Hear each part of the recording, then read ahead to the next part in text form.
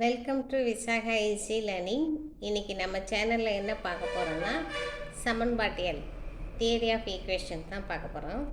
சரி வாங்க அதில் என்ன பார்க்கலாம், என்ன ப்ராப்ளம் பார்க்கலாம். ஆக்சுவலாக ஒரு நேர்கோடும் ஒரு பரவளையமும் இரு புள்ளிகளுக்கு மேற்பட்டு வெட்டி கொள்ளாது என்பதை நிரூபிக்க.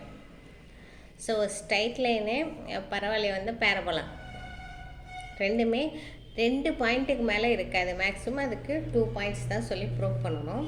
ஸோ சம்மு தான் பார்க்குறதுக்கு தேரியாக இருக்கும், ஆனால் ஈஸியாக சால்வ் பண்ணிடலாம். சரி வாங்க சம்மு ப்ராப்ளம் கிளியர் பண்ணுவோம். ஆக்சுவலாக இது ஒரு டயக்ராம் வரைஞ்சிக்கும். ஒரு நேர்கோடும் ஒரு பரவளையமும் சொல்லியிருக்காங்க. ஸோ அப்போ இது வந்து ஒய் ஆக்சிஸ், இது வந்து எக்ஸ் ஆக்சிஸ். பரவளையம்னு சொல்லியிருக்காங்க இல்லையா? அப்போ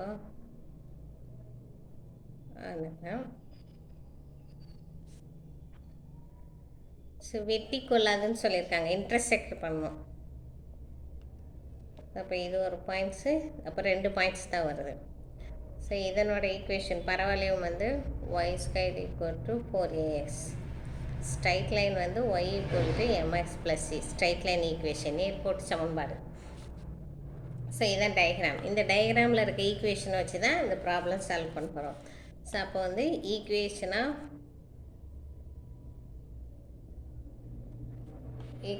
ஆஃப் பேரபோலா, பரவளையம்,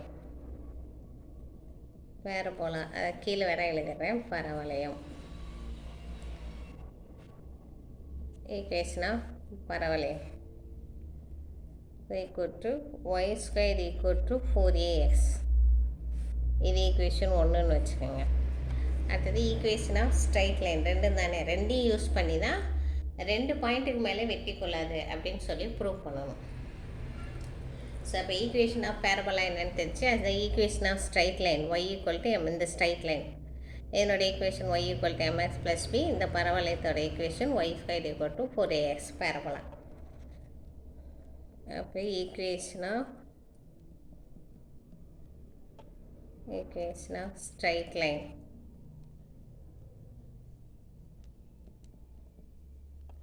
equal to y equal to mx plus c, mx plus c, இது ஈக்குவேஷன் 2ன்னு வச்சு. ஸோ இந்த 2 ஈக்குவேஷனை சால்வ் பண்ணி தான் நம்ம ப்ராப்ளம் ஒர்க் அவுட் பண்ண போகிறோம். ஸோ அப்போ சால்விங் ஈக்குவேஷன்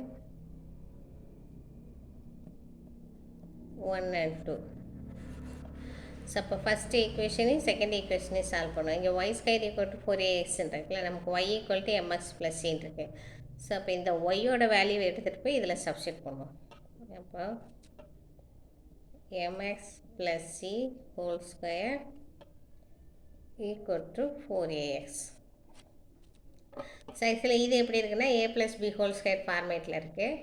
ஸோ அப்போ இதை வந்து எக்ஸ்டெண்ட் பண்ணுவோம். ஏ ஸ்கொயர் இப்போ M square x square plus 2ab 2mcx plus b square c square equal to 4ax.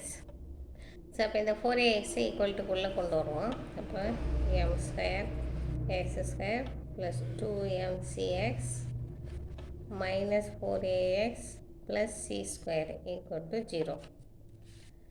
So equation இது ஒரு ஈக்குவேஷனாக ஃபார்ம் பண்ணியாச்சு. இப்போ இதுலேயும் எக்ஸ் இருக்குது, இதுலேயும் எக்ஸ் இருக்குது, காமனாக வெளியில் எடுத்துருவோம். M square X square plus X into 2mc minus 4a plus C square equal to 0.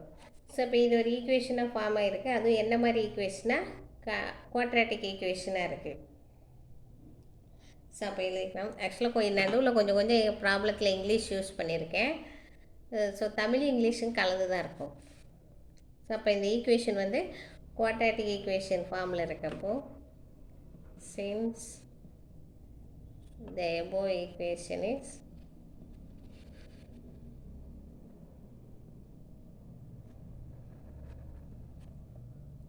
Quadratic, இது வந்து குவாட்ராட்டிக் ஈக்குவேஷன். ஸோ அப்போ இதுக்கு மேக்ஸிமம் ஸ்கொயர் தான் இருக்குது, எம் ஸ்கொயர் எக்ஸ் ஸ்கொயர் அது சி ஸ்கொயர் இருக்குது. ஸ்கொயர் இருக்கிறதுனால the maximum number of solution will be 2. So அப்போ மேக்ஸிமம் நம்பர் ஆஃப் சொல்யூஷனே 2 தான் இருக்கும். தி மேக்ஸிமம்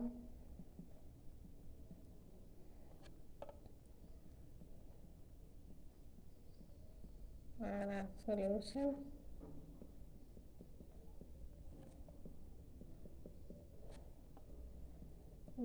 ரெண்டு சொல்யூஷன்ஸ் தான் இருக்குது. ஓகேவா? ஸோ அப்போ லாஸ்ட்டாக இங்கே எடுத்து எழுதுறேங்க. அப்போது ஒரு நேர்கோடும் ஒரு பரவளையும் இரு புள்ளிகளுக்கு மேற்பட்டு வெட்டி கொள்ளாது. ஸோ அப்போ அதை அப்படியே லாஸ்ட்டாக எடுத்து எழுதுங்க. அப்போது தமிழ்லேயும் எழுதினாலும் சரி, இங்கிலீஷில் எழுதினாலும் சரி, a straight line and parabola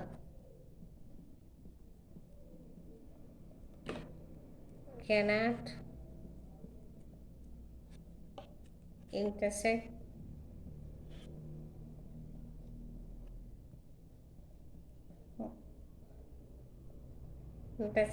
at more than 2 points. So இதுதான் அதுக்கானது. ஸோ தமிழ்லேயே எழுதிக்கலாம். ஸோ நேர்கோடும்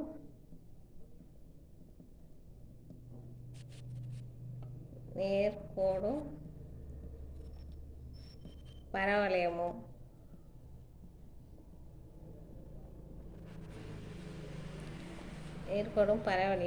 இரு புள்ளிகளுக்கு மேல்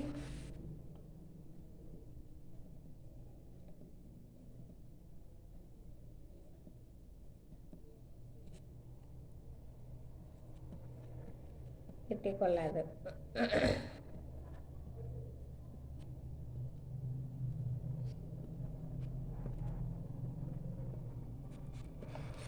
இரு புள்ளிகளுக்கு மேல் வெட்டிக்கொள்ளாது. ஸோ ஓகே, இவ்வளோதான் ஃப்ரெண்ட்ஸ். இங்கே இங்கிலீஷில் எழுதியிருக்கேன், இங்கே தமிழில் எழுதியிருக்கேன். ப்ராப்ளத்துக்கு நடுவில் இங்கிலீஷ் கொஞ்சம் இன்க்ளூட் பண்ணியிருப்பேன், உங்களுக்கு ஈஸியாக புரிஞ்சுக்கணுன்றதுக்காக.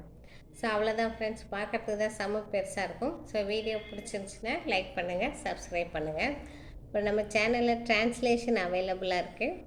வில்லிங் இருக்கவங்க நான் டிஸ்கிரிப்ஷன் பாக்ஸில் மெயில் எழுதி தரேன், கான்டாக்ட் பண்ணுங்கள். ஸோ வீடியோ சப்ஸ்கிரைப் பண்ணுங்கள் ஞாபகம். தேங்க்யூ.